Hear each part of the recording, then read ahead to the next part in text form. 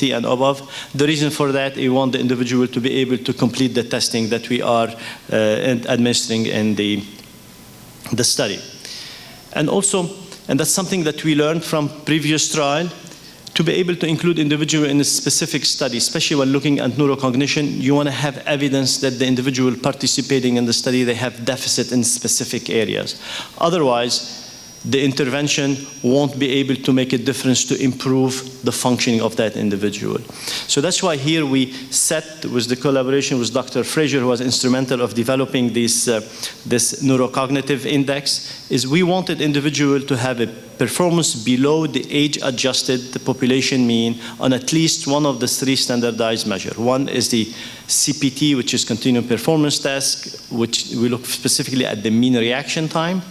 The other one is the working memory as measured by the Stanford Medicine, and motor skills as measured by the Purdue Pegboard Fine Motor Assessment.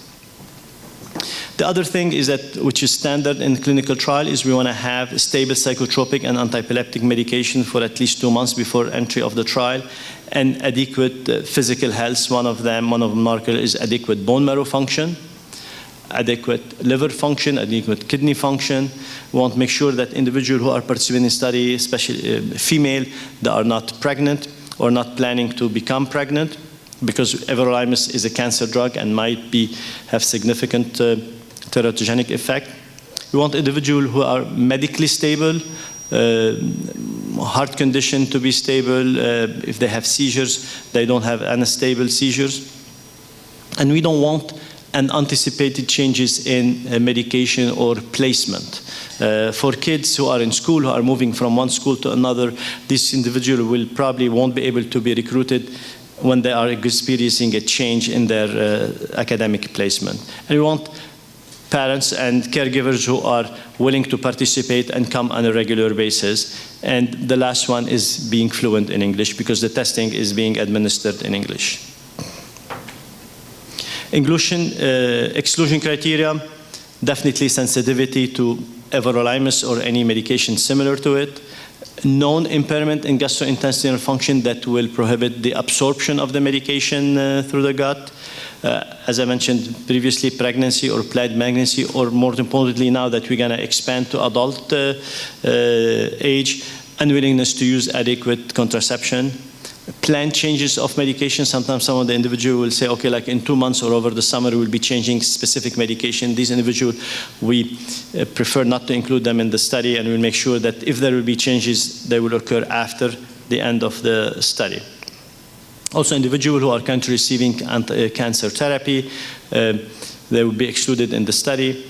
Also, Everolimus is metabolized in the liver and in the pathway in the liver that's called cytochrome P453A14. So individuals who are taking medication that can affect this pathway will be excluded in the study. And also active infection at time of enrollment. Additional exclusion studies, we talked a little criteria, as I mentioned, unstable medical illnesses, history of HIV or history of hepatitis B or C, individual who were in clinical trial recently, and here we have a duration of 30 days. Patients who have received live attenuated vaccine for within 1 week of the start of the study or during the study. Most of the vaccines we received these days are not active or live attenuated, with the exception of the influenza vaccine that is an inhaler. The one that we receive, IM, actually is not a live attenuated vaccine. So any influenza vaccination is okay. Patient who has a history of another primary cancer will be excluded from the study. Major surgeries or neurosurgery within prior 6 months, individual who have received that will be excluded from the study. And finally, the male participants whose sexual partners are women of childbearing potential who are not willing to have adequate contraception will be excluded from the study. This is a very confusing slide. This part of what we need to do, and this is helpful for us to keep track of what we need to do for every visit. I won't go into details, but to tell you a little bit that we have comprehensive assessment The comprehensive assessment are done, I don't know if you can see it here, let's see. Here we go. So we have a screening visit. We have a baseline visit.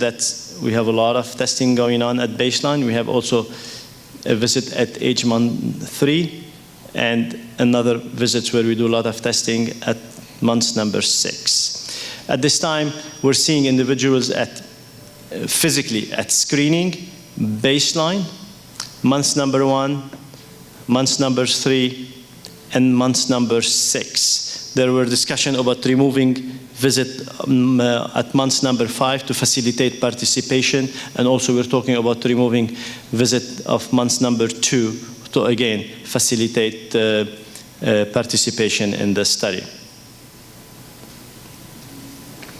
The primary efficacy measure. That's something that we've learned over the last 10, 15 years, is to fine-tune our primary endpoint.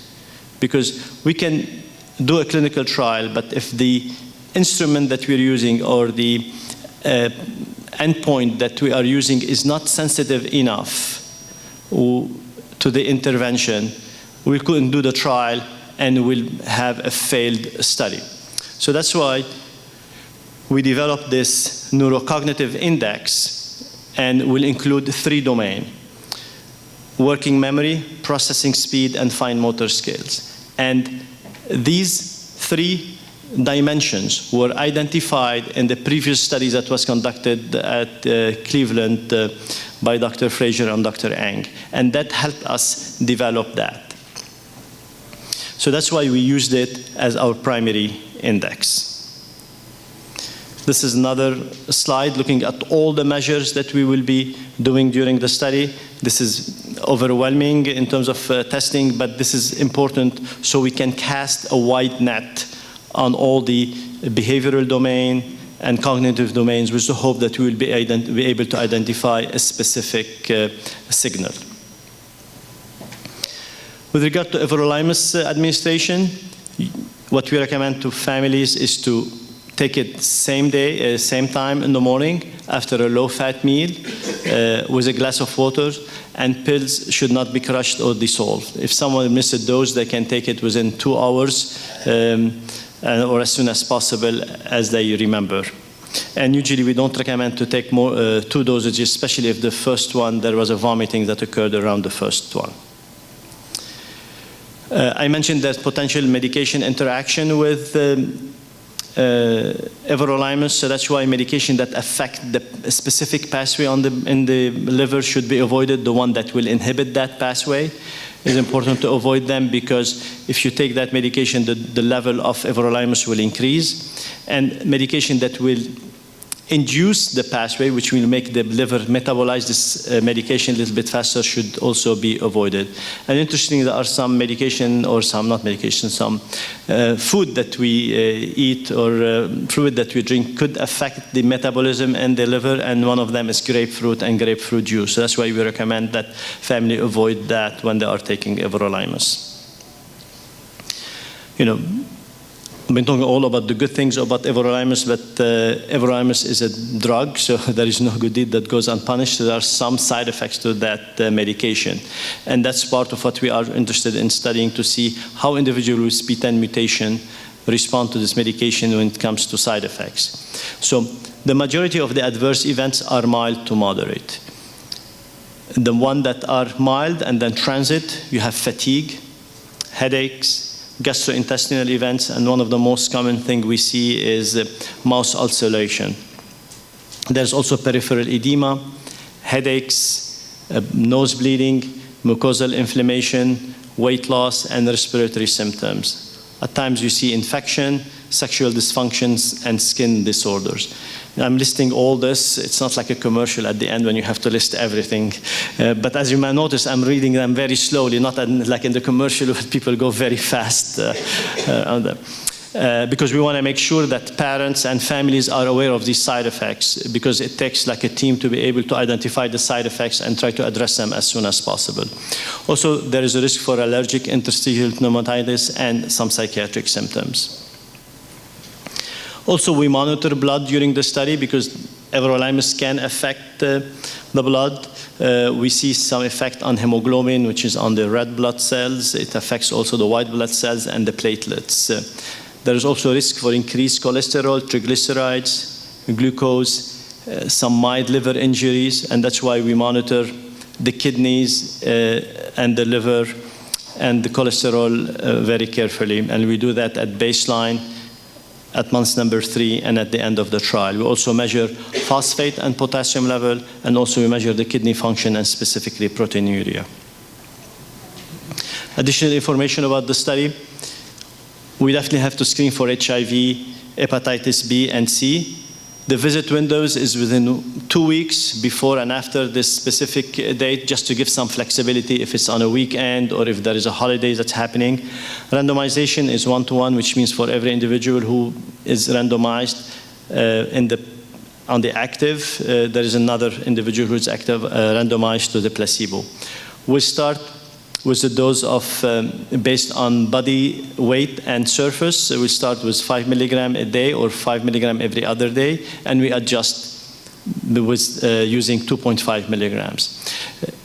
The goal is to reach an Everolimus blood level of 5 to 15 nanomilligram per milliliter. So that's important. We're not shooting blindly, we're not prescribing blindly. We have a target, a blood level, which was very helpful with regard to the effect of the medication. And we also adjust the medication based on side effects. So if an individual is having side effects, we can decrease it to the highest tolerated dose. Some of the measures that we are using are a little bit subjective measures, the clinical global impression scale, and that's why we've done an inter-rater reliability and developed a reliability between the 3 sites to make sure that we're all calibrated together on these measures. So far, all sites have enrolled patients. We have 9 screened and enrolled. We have 1 who completed the study, and the family is here at the conference. We have 3 who are randomized. We have 1 family actually who is just randomized and started the study earlier this week. We have 2 individuals who are eligible and ready for randomization and baseline visit, and we have one of these families here also. We have 2 individuals who screen failed, which means when we did eligibility criteria, they did not meet eligibility criteria. And we have 1 individual that came actually about 3-4 weeks ago to the Stanford site, and they were interested in participating. We did the screening visit, and the child is eligible, but unfortunately the child is experiencing some medical problems, so they are postponing at this time the participation in their study. So enrollment is ongoing. For more information, this is the phone numbers, and you will see them again on the next slide. And on that, I will end, and I will be more than happy to take any question. And thank you for your attention.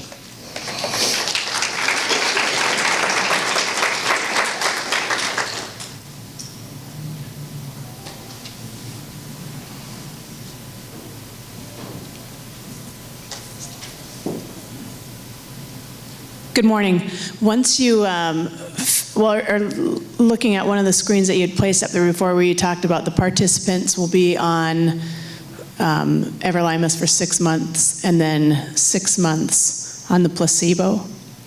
No.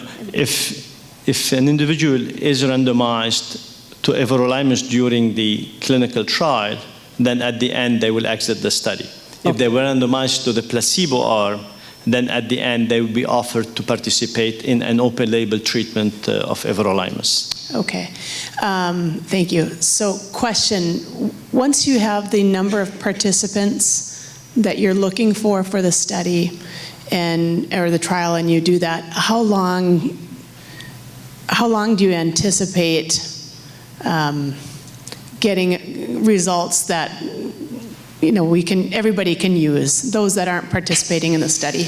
Very good. I think as parents, you are very eager to hear about the study, but also for us, we're very eager to know the effect of this medication and to see whether there is a signal or not.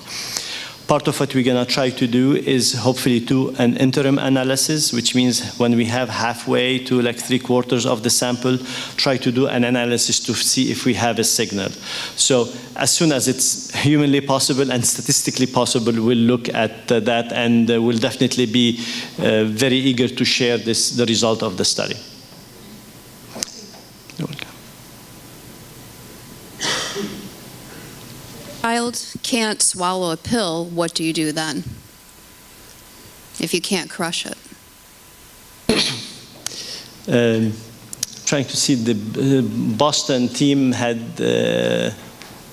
history with this drug before, so that sometimes is a challenge for us. I don't know if Mia? I don't think there's another option at the moment. We've had some families that take it with applesauce, which tends to be helpful, but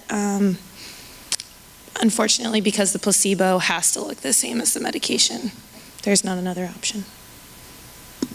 And always there is the engine. Very small. Yeah. Pills are very small.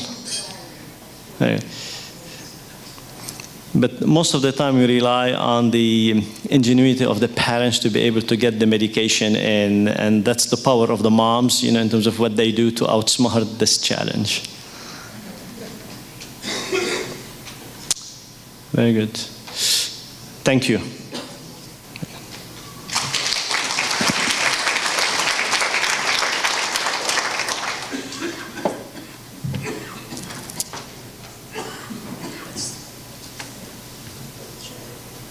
Come on. Well, this is Dr. Sid Shrivastava. I'll just... No, you're fine. You can see. Can I talk about you a little bit? Yeah, sure. But you can stand up here, too. So Dr. Shrivastava is a pediatric neurologist at Boston Children's Hospital, specializing in neurogenetics. His research involves studying different genetic causes of neurodevelopmental presentations, such as autism, intellectual disability, cerebral palsy, and developmental regression. He takes part in the Developmental Neurogenetics Program, which specializes in the diagnosis and management of genetic disorders associated with neurodevelopmental disabilities. Within this program, he helps see patients in Boston Children's Hospital multidisciplinary Feeling, McDermott Syndrome Clinic, and PTEN Clinic. Welcome, again, Dr. Shrivastava.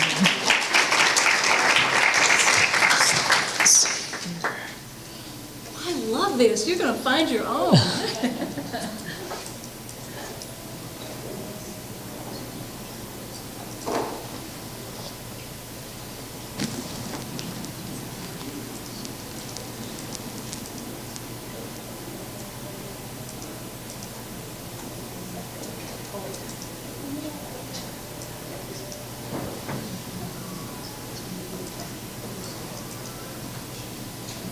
Sure.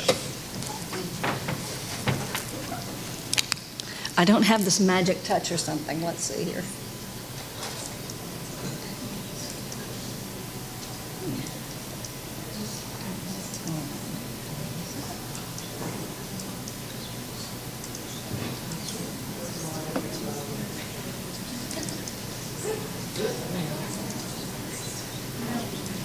Jens, we're locking up here.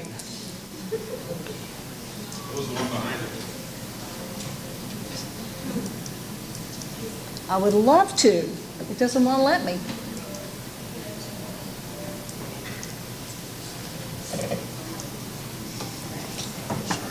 I know, it's just...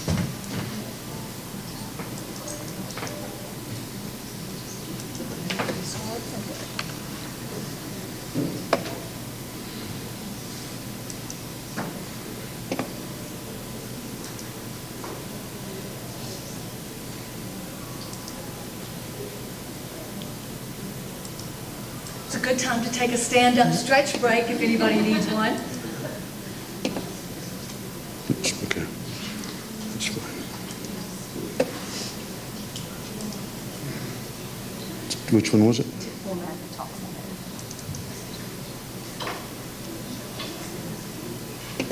Magic touch, magic touch. Okay, thank you. Great.